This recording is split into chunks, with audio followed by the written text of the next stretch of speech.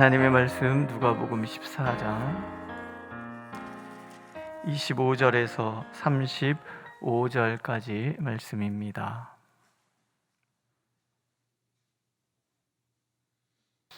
우리 한 목소리로 읽겠습니다. 25절. 수많은 무리가 함께 갈새 예수께서 돌이키사 이르시되 무릇 내게 오는 자가 자기 부모와 처자와 형제와 자매와 더욱이 자기 목숨까지 미워하지 아니하면 능히 내 제자가 되지 못하고 누구든지 자기 십자가를 지고 나를 따르지 않는 자도 능히 내 제자가 되지 못하리라. 너희 중에 누가 망대를 세우고자 할진대 자기의 가진 것이 준공하기까지에 족할는지 먼저 앉아 그 비용을 계산하지 아니하겠느냐. 그렇게 아니하여 그 기초만 쌓고 능히 이루지 못하면 보는 자가 다 비웃어 이르되 이 사람이 공사를 시작하고 능히 이루지 못하였다 하리라. 또 어떤 임금이 다른 임금과 싸우러 갈 때에 먼저 앉아 1만 명으로서 저 2만 명을 거느리고 오는 자를 대적할 수 있을까 헤아리지 아니하겠느냐. 만일 못할 터이면 그가 아직 멀리 있을 때에 사신을 보내어 화친을 청할지니라. 이와 같이 너희 중에 누구든지 자기의 모든 소유를 버리지 아니하면 능히 내 제자가 되지 못하리라. 소금이 좋은 것이나 소금도 만일 그 맛을 잃으면 무엇으로 짜게 하리요. 땅에도 거름에도 쓸데없어 내어버리느니라. 들을 귀가 있는 자는 들을지어다 하시니라. 아멘. 예수님께서 행하신 놀라운 표적들이 늘어나면 늘어날수록 거기에 환호하는 사람들은 많아질 수밖에 없습니다. 예수님의 가르침은 당시 서기관들과 율법사들의 가르침과 달라서 권위가 있었습니다. 요즘도 말씀 잘 전하는 목사님 그 유튜브는 불이 나잖아요. 그것처럼 말씀을 잘 전하고 그 말씀에 권위가 있는 당시의 그 설교자들과는 전혀 다른 그런 예수님의 가르침, 또 예수님의 그 말씀에는 권세가 있어서 귀신이 떠나가고 병든 자가 일어나고 오죽하면 백부장이 와서 자기 하인의 병을 고쳐달라 구할 때도 말씀만 하옵소서 하시잖아요. 그러니까 그런 모습들이 수많은 사람들에게 이 사람에게 열광해도 되겠다라는 마음을 주는 것 같습니다. 그래서 오늘 보면 수많은 무리가 라는 말로 함께 수많은 무리가 예수님을 따르고 있습니다. 근데 예수님은 알고 계시는 거예요. 많은 무리가 따라오지만 그 무리들이 얼마나 쉽게 주님을 떠날 것인지를 아시는 거예요. 예수님께는 많은 무리가 따르는 것이 중요한 것이 아니고 제자됨이 중요한 거예요. 수많은 제자들이 있다 그러면 더할 수 없이 기쁜 거죠. 하지만 제자가 된다는 것은 나름대로의 어떤 기준이 서 있는 사람이 된다는 것과 같습니다.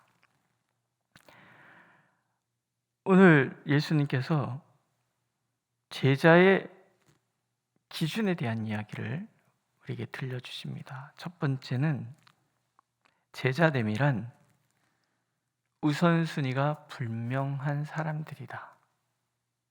이렇게 표현을 하시죠. 극단적인 예를 들어주십니다. 무릇 내게 오는 자가 자기 부모와 처자와 형제와 자매와 및 자기 목숨까지 미워하지 아니하면 능히 나의 제자가 되지 못할 것이다. 부모, 아내와 자식, 형제와 자매, 내 목숨, 여러분 쉽게 포기할 수 있는 것들입니까?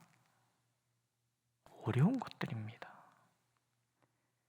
이 땅에서 우리가 정말 소중하고 여기에 나오는 이 단어들, 내가 목숨 걸고 사랑하고 지켜내려고 하는 그런 존재들이에요. 부모님.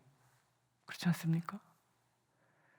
산업화되어서 부모님과 멀리 떨어져 살 수밖에 없기 때문에 우리 한켠에는 늘 죄송스러운 마음이 있는 거잖아요. 그게 부모에 대한 우리의 마음인 거예요. 아내와 자기, 자식. 정말 목숨 같은 존재들이잖아요. 거기다가 형제, 자매도 말할 것도 없고. 그러나 이것들보다도 이 땅에서 예수님이 더 중요해야 된다. 이게 제자라는 거예요. 사랑하지 않는다는 것이 아니죠. 예수님이 무엇보다도 우리의 사랑의 우선이 되는 거예요. 부모와 자식과 아내와 형제와 자매를 위해서 목숨을 걸 수 있는 우리라면 예수님을 위해서는 더 해야 되는 거예요. 어려운 거죠. 부르심의 자리에 나갈 때 우리를 주저하게 만드는 거예요. 우리 아이가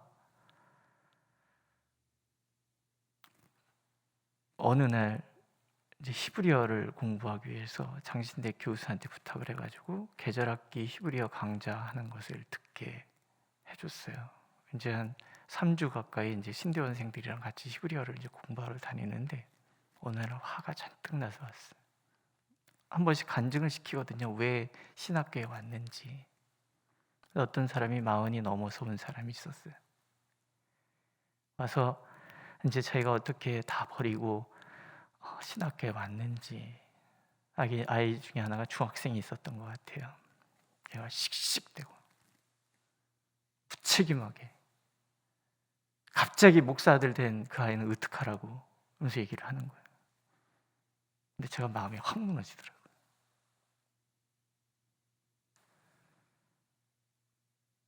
목사 자녀들이 가지고 있는 아픔이라는 것이 있어요.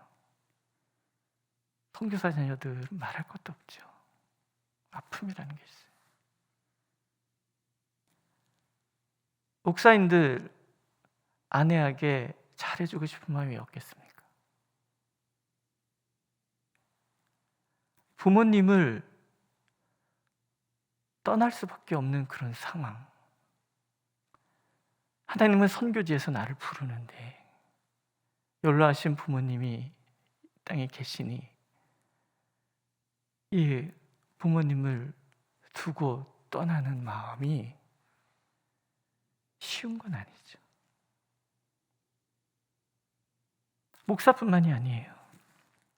여러분은 어떻습니까? 주일학교 교사를 하더라도 되게 많은 것을 포기해야 되는 부분들이 있어요. 제가 아는 장로님은 제가 32살부터 이제 사역이 시작이 되었으니까 32살에 저보다 한 살 어리니까 31살이죠. 저랑 청소년부 사역을 같이 했어요. 제가 그만둘 때까지 계속 부장해. 그 이후에도 계속 청소년부 부장으로서, 교사로서, 부장으로서 일을 했어요.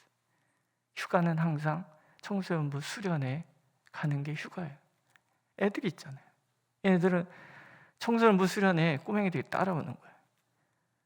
낮에는 잠자리도 잡으러 다니고 또 이렇게 나비도 잡으러 다니고 꽃도 꺾고 이러고 놀다가 그 꼬맹이들이 뭔죄가 많은지 저녁 때 부흥회하면은 꼬맹이가 앉아서 무릎 꿇고 그렇게 울면서 그런 아이들이 있어요.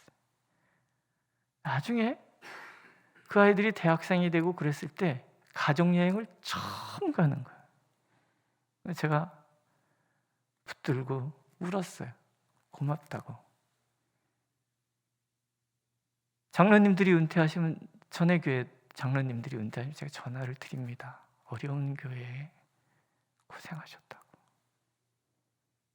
어떤 제가 울고 장로님도 울어요. 어려운 시절을 보냈으니까. 교회 직분 하나 감당하는데도요, 포기해야 될 것이 굉장히 많습니다. 쉬운 것들이 아닌 것들을 주님 다음으로 두어야 한다. 왜 이런 얘기를 하시겠습니까? 이해받는 길이기 때문이 아니에요. 그런 저를 보고 사람들은 광신자라고도 얘기했어요. 너만 별나게 믿는다는 얘기도 듣죠. 무책임이라는 항의 목사들은 마음에 하나씩 다 듣고 있는 거예요.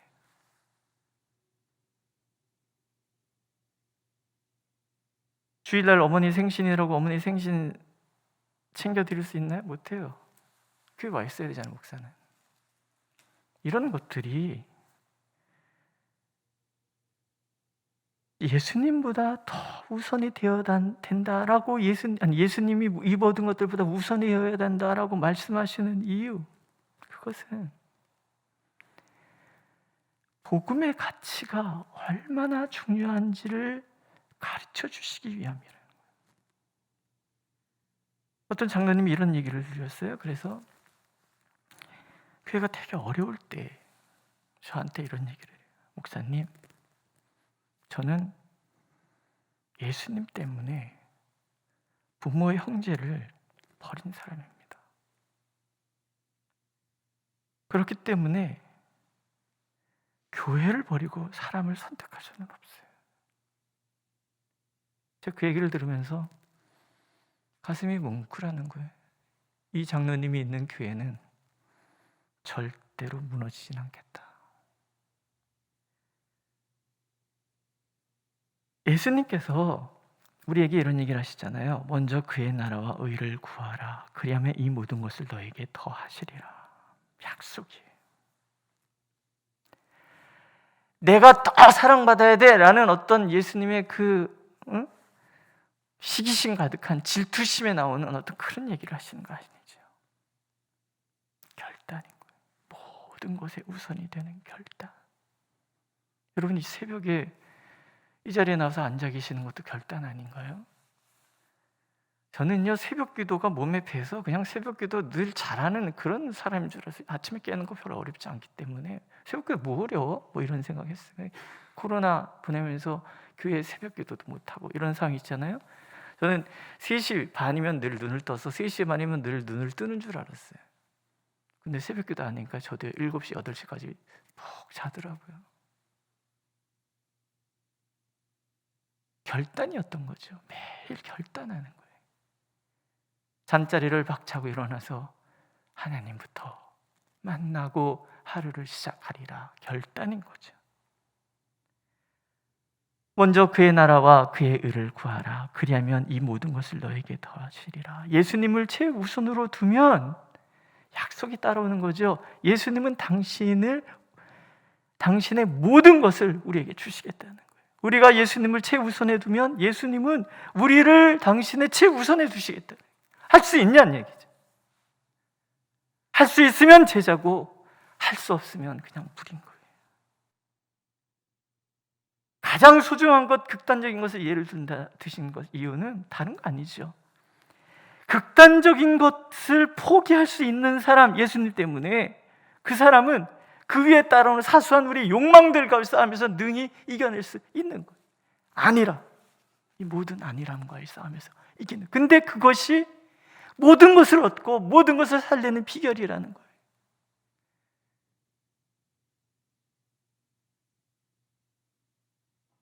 저희 어머님이 나가시는 교회 목사님이 계세요. 교회가 어려워요. 저희 어머님 포함해서 새벽기도 나이 드신 권사님들 3분이 새벽기도. 주일날도 막 10몇 명 이렇게 아파트 상가 지하에 있는 작은 교회 목사님이에요. 그 목사님이 어머님이 이제 그 교회를 나가시기 시작하셨거든요. 제가 전에 교회 사임하고 나오니까 어머님이 사임한 교회 못 나가시니까 교회 나가시는데 그분이 여러 있으면 제가 이렇게 모아놨던 거 이렇게 갖고 보내드리고 하고 그러거든요. 근데 그분이 그런 얘기를 해요. 저희 어머님은 시골에 계세요. 시골교회 목사님이 지극정성으로 저희 어머님을 돌보세요. 목사님, 저는 목사님 어머니를 제가 어머니같이 섬길게요. 목사님 교회 어른들을 어머니같이 섬기세요. 저 그래요. 고마워요. 우리 어머니는 저를 잃어버린 사람이잖아요. 근데 저 말고 또 다른 아들을 하나님은 늘 붙여주시는 거예요. 좀 어려운 얘기 말씀드리는 거예요. 예수님을 내 우선에 둘 수 있어야 우리의 욕망들을 우리는 이겨낼 수 있어요. 이어지는 얘기가 그래서 십자가예요. 자기 십자가. 무거운 거예요. 예수님이 얼마나 무거우면 가다가 넘어지고 그랬을까요? 우리 찬양 중에 그런 거 있잖아요. 끌려가다 쓰러지네 채찍에 맞아 쓰러지고 또 끌려가네. 그런 찬양이 있어요. 십자가는 무거운 거예요. 십자가는 수치, 십자가는 모욕이에요. 제자의 길은 영광의 길이 아니라는 거예요. 무겁고 수치와 모욕까지 감수해야 되는 그런 길이에요. 불의스름의 자리가 영광의 자리가 아니에요. 형통과 편안을 위한 자리도 아니라는 거죠. 부르심의 자리는 십자가의 자리, 고난과 수치와 모욕을 받는 그런 자리. 하지만 가야 하는 길, 사명의 길, 감당해야 할 짐, 이걸 결단할 수 있느냐? 세 번째는요, 그 동기에 대한 부분이잖아요. 소금과 같은 삶, 맛을 내는 동기. 맛을 잃으면, 제자가 맛이 가면 세상이 맛이 가는 거예요.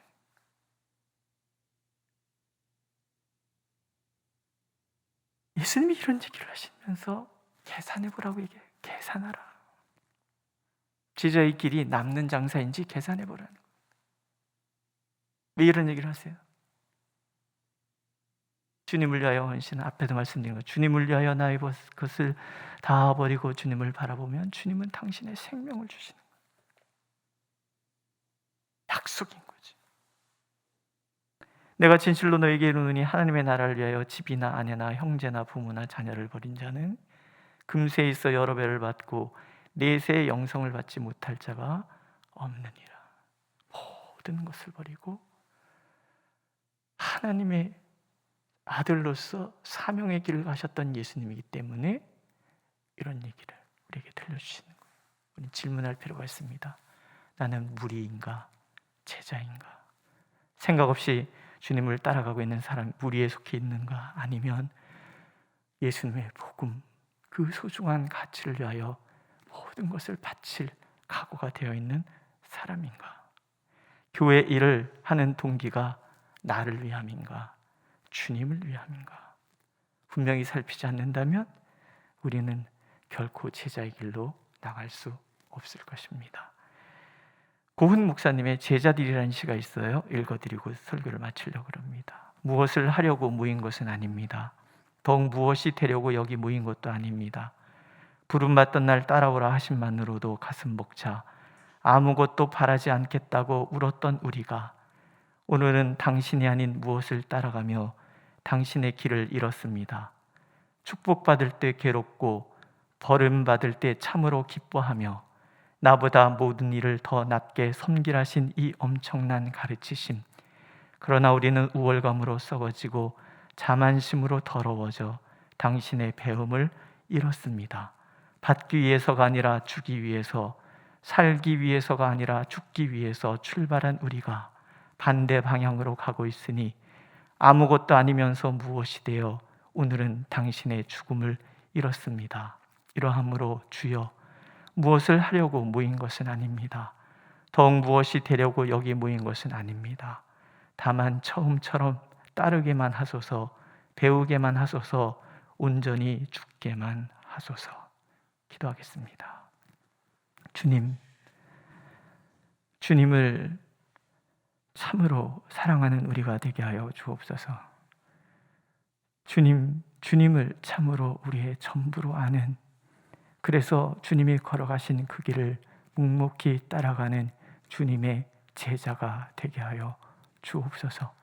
그래서 맛을 늘 간직하고 이 세상을 맛깔스럽게 하는 일에 우리가 쓰임받을 수 있도록 주님 우리를 인도하여 주옵소서. 예수님의 이름으로 기도드렸습니다. 아멘. 하늘에 계신 우리 아버지, 아버지의 이름을 거룩하게 하시며 아버지의 나라가 오게 하시며 아버지의 뜻이 하늘에서와 같이 땅에서도 이루어지게 하소서. 오늘 우리에게 일용할 양식을 주시고 우리가 우리에게 잘못한 사람을 용서해 준 것 같이 우리 죄를 용서하여 주시고 우리를 시험에 빠지지 않게 하시고 악에서 구하소서. 나라와 권능과 영광이 영원히 아버지의 것입니다. 아멘.